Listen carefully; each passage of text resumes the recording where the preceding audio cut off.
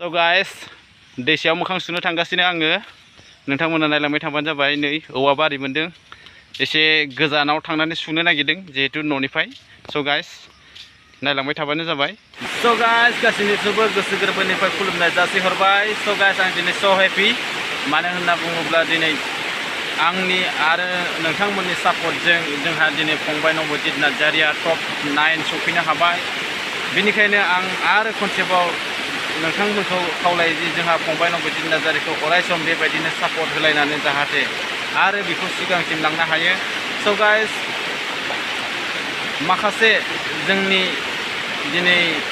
DID little master जितुनिखि कम्पिटिशनाव जोंहा बा season 5 आव दिनै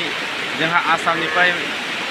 साथाम जिहेतु बिजाथिफोर दं बेनि गेजेराव माखासे निउज चेनेलफोरा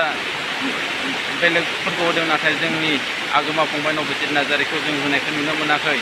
अब्लाबो गाइस जों निउज होलागिदा हो जों गासैबो बिथां बा फंबाय जोंहा अनजालु नबजित नार्जारिखौ जोंनो बर' हिसाबै जों दिनै सापर्ट खालामनानै बिथांखौ देरहासार खालामनानै जों दिनै जोंनि बर'नि खौसेथिखौ जों देखायनांगोन बिथांमोननो so guys बिथांमोना जोंखौ दिनै अनसाय जों गावनि बर' हिसाबै जों दिनै फंबाय नबजित नार्जारिखौ गासैबो अनसायनांगोन दे गाइस so guys भटिं टाइमा एखे नाम्बारावनो आरो एखे समावनो जिहेतु जोंहा नैबे आरो फैगौ शनिबारनि हरनि 9 बाजिनिफ्राय समबारनि फुंनि 9 बाजि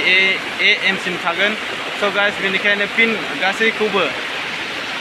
जोंहा फंबाय नबजित नार्जारिनो फिन खेबसेबाव भटिं खालामनानै बिथांखौ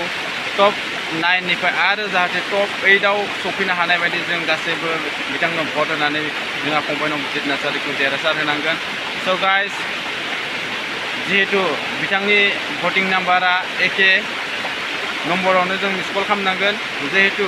बिथांनि फन नाम्बारा जाहैबाय 9152915246 बे नम्बरावनो जों जाहाथे आरो फिन खेबसेबाव मिस कल खालामनानै जोंहा फंबाय नबजित नार्जारिखौ जों देरहासार खालामनो हायो गाइस जोंखौ खौसेथि थायोब्ला दिनै हमथानो हानाय गोहो रावबो गैया बेनिखायनो जों जाहाथे गासैबो आरो फिन खेबसेबाव बिथांनो भट होनानै जों आरो बिथांखौ गोजौ बा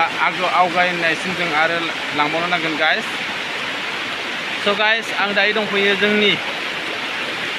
दैसा जिहेतु बे दैसा फिसा नै जोंहा बेहाय मा होनना बुङो वाटारफल जोंनि थाखाय जों बेयावनो जिहेतु दुगैयो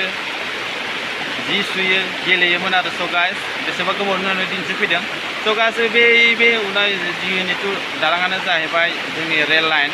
बेयो जोंनि जे सानजा रायजो जोबथारनाय ट्रेन स्टेशन जिहेतु बा मामा जायगा बेयो जाहैबाय जोंनि जनाय जिहेतु मुफुं सेलेक होननानै मिथियो so guys बे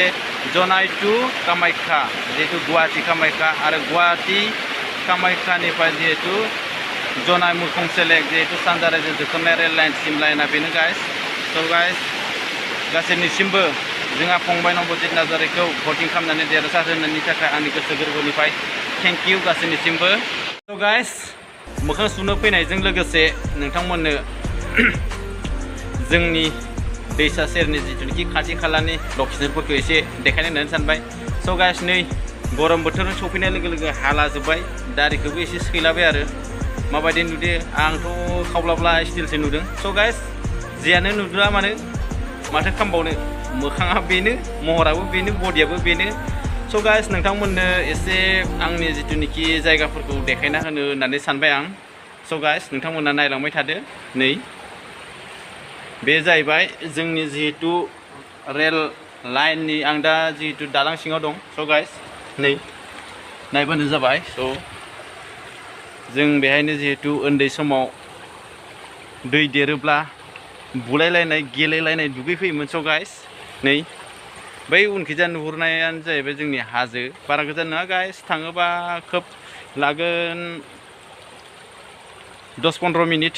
सहैनो हायो so guys नै ओरै गाखोलांनो हायो नोंथांमोना नायनो हागोन नै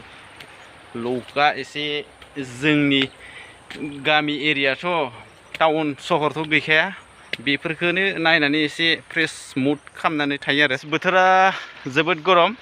बेसेबा गोबाव जादोंमोन। स' गाइस बैनो जाहैबाय जों नैहायनो जों जिहेतु फुटबल क्रिकेट बायदिसिना गेलेयो। स' गाइस दा फुंबिलि सम रावबो गैथ'वा, बेनिखायनो रावखौबो नुनो मोननाय जायाखै। स' गाइस लकेसनाथ' मोजाङानो, गाज्रिबो बुंथाव जाया एसेग्राब आंनि थाखाय आरो नोंथांमोना माबायदि मोन्दों कमेन्ट सेक्सनाव खालामबानो जाबाय। स' गाइस बोथोरा गरमथार, फुङाव मोखां सुनो फैनाय बाजिनो नोंथांमोननो जोंहा फंबाय नबजित नार्जारिनि जिहेतु